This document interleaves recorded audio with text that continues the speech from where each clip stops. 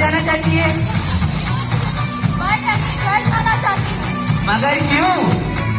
इस पार्टी में मेरा बहुत सिर दुख रहा है। चलो कहीं और जाके बैठते हैं। ठीक है। क्या बात कर रहे हैं?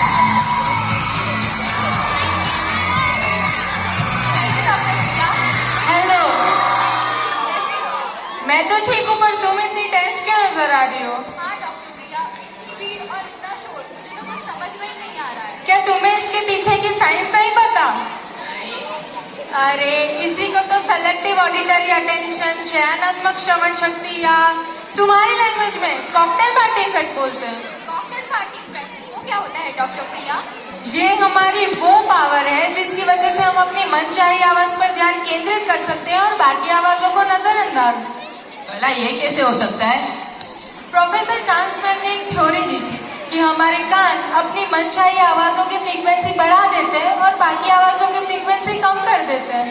पर ये भी तो एक सवाल पैदा होता है डॉक्टर प्रिया कि आखिर ऐसा संभव कैसे है? मेरे हिसाब से इसके बारे में डीप नॉलेज गेन करने के लिए हमें ऋषि ज्ञानवेद के पास चलना चाहिए। ऋषि? अरे इस जेंजी एरा में क्या ऋषि है? आजकल तो एआई का जमाना है और तुम ऋषि के पीछे पड़ी हो। बिल्कुल, साइंस एक सीमा तक समझा सकता है, उसके आगे हमें स्पिरिचुअलिटी समझाती है। मेरे हिसाब से कल तुम्हें तुम्हारे सारे क्वेश्चंस के आंसर अपने आप मिल जाएंगे। अरे वाह, मुझे कल कुछ नया सीखने को मिलेगा। बिल्कुल। ठीक है, तो फिर कल हम सुबह मिलते हैं।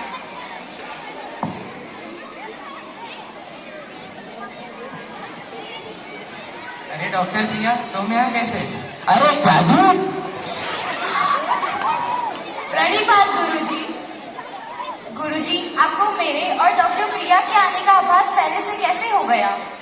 मुझे लगता है कि तुम्हारा प्रश्न कुछ और है। जी गुरुवर, हम सबके मन में शंका है कि आखिर ऐसा कैसे हो सकता है कि हमारे कान अपने मनचाही ध्वनि पर आवाज केंद्रित करते हैं और बाकी ध्वनियों को नजरअंदाज।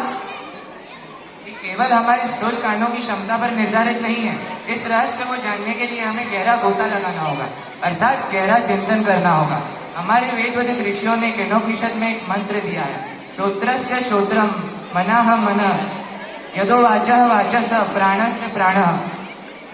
इसका क्या अर्थ हुआ गुरुजी? इसका अर्थ यह है कि हमारी आत्मा ही हमारे कानों के कान है, वाणी की वाणी है, प्राणों के प्राण है और नेत्रों के नेत्र हैं। इसका मतलब गुरुजी, हमारी इंद्रियां अपने आप काम नहीं करती?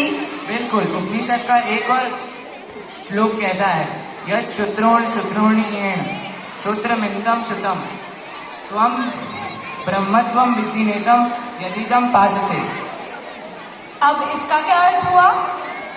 इसका अर्थ यह है कि जिसे हम अपने कानों से नहीं सुन सकते, जिसके द्वारा हमें सुनने की शक्ति मिलती है, वह शक्ति ही है ब्रह्म शक्ति।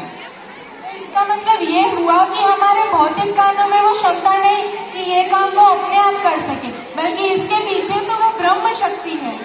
बिल्कुल, वह ब्रह्म शक्ति ही है जो हमारे कानों को यह सामर्थ्य देती है कि वे कोलाहल में भी वांछित ध्वनि का चयन कर सकें। ओह, तो ये साइकोलॉजी और कान की बनावट नहीं है, ये तो उससे भी गहरा है।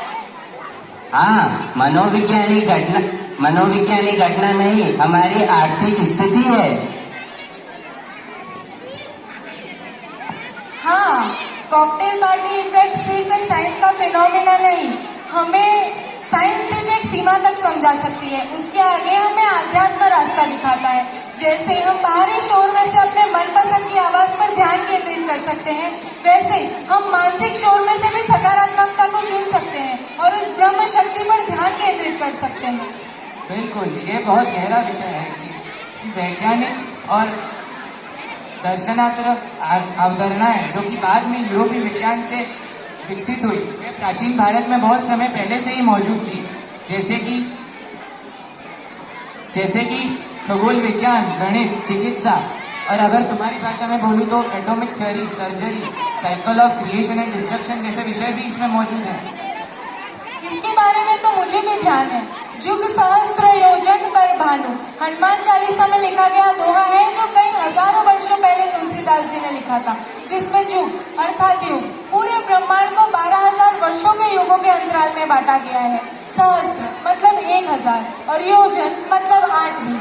जब हम इन सब का गुणा करेंगे तो हमें मिलेगा 15 करोड़ 36 लाख किलोमीटर, जो कि साइंटिफिकली प्रूवन है अर्थ से सन का डिस्टेंस। तो इसका मतलब ये है कि वेदों में साइंस छुपी है और साइंस में वेद। अरे ये क्या है, वेद में साइंस, साइंस में वेद? इसका मतलब ये है कि जो आज हम साइंस की बुक में पढ़ते हैं वो हमारे वेदों में हजारों लाखों साल पहले लिखा गया था। और इससे ये प्रूव होता है कि हमारे वेद यूरोपियन कल्चर से कई हजारों साल पहले के हैं। धन्यवाद गुरुजी, धन्यवाद गुरुजी। तो AI